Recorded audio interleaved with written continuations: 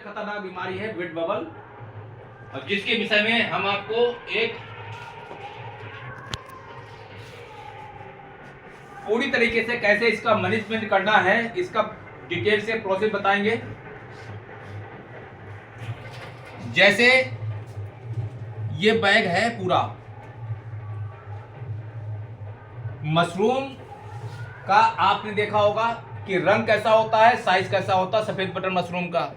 ये सफेद button mushroom का साइज है। इधर आप देख रहे हैं अनियमित आकार का, जैसे पत्थर जैसा हल्का सा ब्राउनिश एक स्ट्रक्चर निकल रहा है, जो है तो फंगस, मशरूम का ही फंगस है, लेकिन बीमारी के कारण वो अनियमित आकार का हो गया है। अब इस अनियमित आकार को अधिकतर हमारे उत्पादक क्या करते हैं, जब सफाई करते हैं तो नंगे हाथों से ही सफाई किया दूसरे बैगों में लगा देते हैं। वो उससे क्या होता है कि वो एक बैग से दूसरे बैग में पहुंच जाता है, क्योंकि इसका प्रसारण एक स्थान से दूसरे स्थान पे कई माध्यम से द्वारा फैलता है। एक तो जब झोपड़ी में मक्खी लगती है उसके द्वारा भी पहुंचता है, जब उत्पादक छिड़काव करता है पानी का उस छींटों के माध्यम से भी एक स्थान से दूसरे स्थान पे पहुंचता है, हवा के द्वारा पहुंचता है, हाथ के द्वारा भी पहुंचता है। यानी कि जो भी है क्रियाएं होती हैं उसके माध्यम से वो पहुंच सकता है। जैसे ही ये लक्षण दिखें, जैसे आप ये देख रहे हैं, तो ये जो पॉलीथीन है, ये पॉलीथीन है, ठीक है ना। पॉलीथीन को ऐसे लें, ऐसे लिया हमने, और लिया हमने ऐसे सीधे सीधे हमने ये पकड़ा, ये लिया, हाथ तक टच नहीं हुआ ना, नहीं हुआ, इसको हमने अंदर ले लिया, ठीक है ना। अब दूसरा, अगर बड़ी पॉलीथीन है तो आप जो है इसको एक और स्ट्रक्चर यहां तैयार हो रहा है वेट बबल का, जो मैंने आपको दिखाया था, छोटा है, उसको ऐसे लेकर के ऐसे हमने बंद कर लिया, और बंद करने के बाद हमने इसमें गांठ लगा दी, यानी कि जहां का तहां वो रुक गया। अब इसको ले जाके कहीं जमीन में दूर जाके दबा दो, गाड़ दो, बाहर नहीं फेंकना है, ठीक है ना। पहला ये काम करना है। दूसरा काम करना है, ये नमक है, ये पिसा हुआ नमक घर में रहता है, ठीक है ना। इस पिसे हुए नमक को आप सीधे सीधे ऐसे लो, और जहां भी प्रभावित है वहां पर ये डाल दो। आप जानते हैं एक तरीके का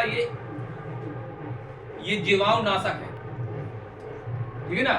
इसको डाल करके क्या होगा कि यहां पर वो बीमारी वहीं पर ये खत्म हो जाएगी, ठीक है ना। दूसरा, अब इसके बाद क्या करना है, एक दिन डाल दिया हमने, अगले दिन हम इसमें केसिन मिट्टी डाल ली, ऊपर डालते हैं केसिन मिट्टी। उसके बाद एक दवा आती है क्लोरोथेनोनिल, ये बहुत ही स्पेसिफिक दवा है, ये 75% की है। इसकी 1 ग्राम मात्रा प्रति लीटर पानी के हिसाब से घोल तैयार करके जो प्रभावित हैं उन बैगों के अंदर इसका छिड़काव कर दीजिए। विशेषकर इसका छिड़काव उस समय करते हैं जिस समय जो तोड़ने वाले मशरूम हो, पहले आप तोड़ लीजिए, ठीक है ना। कम से कम इस साइज का हो, जो कल भी तोड़ने वाला हो, आज कुछ साइज बता रहा हूं उसको भी तोड़ लीजिए। उसके बाद इसका छिड़काव उन बैगों में करेंगे जिन बैगों में ये समस्या है। ये वैसा फफूंदीनाशक नहीं है कि नॉर्मल तरीके से हम प्रयोग करते हो, ये कुछ हार्ड है। ये विशेषकर जो वेट बबल जैसी समस्या है उनको दूर करने में प्रयोग किया जाता है। इस तरीके से आप करेंगे तो क्या होगा, इसका प्रसार नहीं होगा, एक स्थान से दूसरे स्थान पे जाएगा नहीं, ठीक है ना। एक बात का विशेष ध्यान दीजिएगा अगर आपके यहाँ कोई आपकी कहीं घूमने गए या कहीं देखा आपने और उस प्लांट से या उस झोपड़ी से आप दूसरी झोपड़ी में गए, तो जाने के पहले आपको थोड़ा सा साफ सफाई करके जाना पड़ेगा। ये भी हो सकता है कि हवा में इसके बीज हो, हमारे कपड़े के सहारे से दूसरे की झोपड़ी में पहुंच जाए।